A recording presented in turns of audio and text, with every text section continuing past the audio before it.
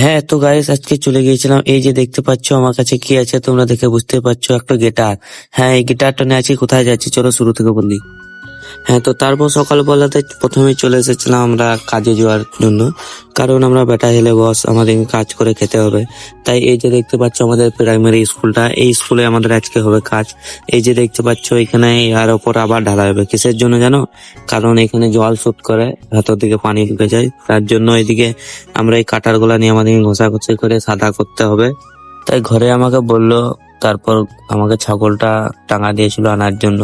গরিব মানুষের ছেলে, বুঝতে পারছো, কাজ করে এসেও ছাগলই করতে হচ্ছে। আর এই ছাগল কি আর করবো, পাগল হয়ে গেলাম। তাই তারপরে বিকেল বেলাতে আমি একটা গিটার, যেটা আমার বন্ধু এনেছিল, সেটাকে নিয়ে একটু ভিডিও শুট করলাম।